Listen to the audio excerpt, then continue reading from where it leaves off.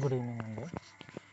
So Ambedkar గారి గురించి తెలుసుకోవాలన్న ఆలోచన కలిగే కొద్దీ ఒక వ్యక్తి గురించి తెలుసుకోవాలంటే వాళ్ళు రాసిన పుస్తకాల ద్వారానే తెలుస్తుంది వాళ్ళ వ్యక్తిత్వం, వాళ్ళ ఆలోచన గురించి.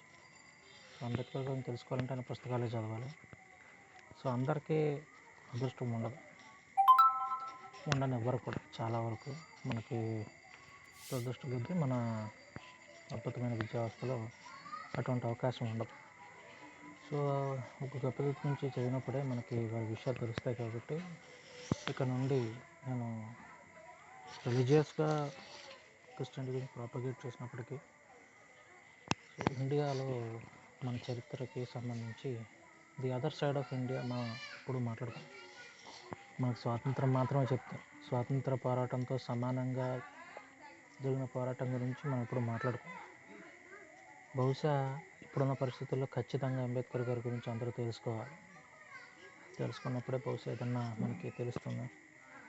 Hope it will help not only Christians but as well as rest of the Indians as well. Small effort from my side.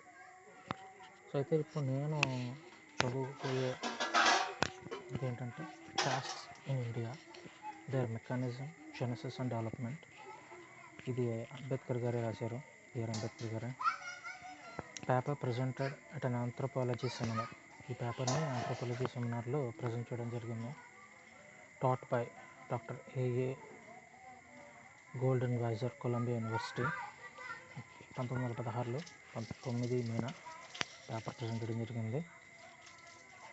So దీనికి సంబంధించి ముందుగా మహారాష్ట్ర గవర్నమెంట్ వాళ్ళు ఉంచారు. సో అందులో తీసుకుంటే మొత్తం 47 టాపిక్స్ ఉంటాయి. సో ఒక్కొక్క టాపిక్ని రోజుకొకటి చొప్పున చదువుకుంటాం. సో మొదటిది కాబట్టి చిన్నదే, ఎలాగో చిన్నదే ఉంది, అదే చదువుతున్నాను.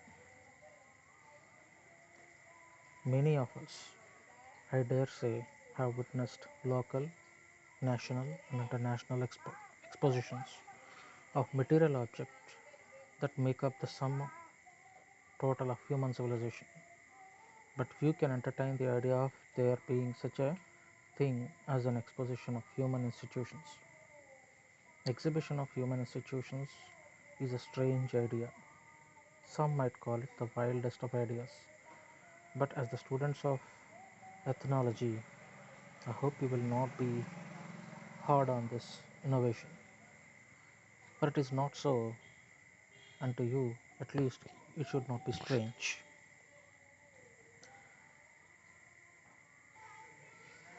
అంబేద్కర్ గారు పరిచయ వాక్యంగా చెప్తున్నారు. సో మొదటి వాక్యంలో చూద్దాం. సో ఈయన పేపర్ ప్రజెంట్ చేసింది ఏంటంటే ఆంథ్రోపాలజీ, చరిత్రపరంగా చెప్పాలంటే చరిత్రకు సంబంధించింది. మనకు బహుశా గూగుల్ సెర్చ్లోకి వెళ్ళే బహుశా ఆంథ్రోపాలజీ అని కొడితే మనకు దాని గురించి కొంత విషయం తెలుస్తుంది. ఆంథ్రోపాలజీ చూద్దాం. Anthropology is study of what makes us human. Anthropologists take a broad approach to understanding what many different aspects of the human experience, which we call holism. They consider the past through archaeology to see how human groups have lived hundreds and thousands of years ago and was important to them. Anthropology అనేది ఒక రకంగా చెప్పాలంటే చారిత్రక ఆధారాల ఆధారంగా మనిషి యొక్క గమనాన్ని చెప్పేవాడు. సో ఆంథ్రోపాలజీకి సంబంధించి ఒక పేపర్ సబ్మిట్ చేసినప్పుడు దాని గురించి ఎథనాలజీ గురించి ప్రస్తావించారు. ఎథనాలజీ అంటే మనుషుల నుండి రకరకాల తెగల మధ్య జరిగే అధ్యయనం అని చెప్పచ్చు. Many of us, I dare say, have witnessed a local and national and international expositions of material objects that make up the sum of total of human civilization. But few can entertain the idea of there being such a thing as an exposition of human institutions. Exhibition of human institutions is a strange idea. Some might call it the wildest of ideas, but as students of ethnology, I hope you will not be hard on this innovation. But it is not so, and to you, at least, it should not be strange. మనుషుల యొక్క రకరకాల behaviours గురించి ఒక ఆంథ్రోపాలజీలో మనం చెప్పిన definition ప్రకారం అయితే మనుషుల యొక్క గమనాన్ని అంటే గతంలో రకరకాల మనుషులు ఎలా మార్పు చెందారన్న విషయాన్ని మనం నేర్చుకుంటాం. టెక్నాలజీ కూడా ఒక రకంగా అదే వస్తుంది. కాబట్టి ఒక మనిషి యొక్క ఇండివిజువల్ లెవెల్లో నుంచి అన్ని రకాలుగాను కాకుండా ఒక సమూహంగా మనుషులు చెందిన మార్పుల గురించి ఎథనాలజీలో బహుశా స్టడీ చేస్తారనుకుంటా. దాని గురించి అంబేద్కర్ గారు చెప్పారు.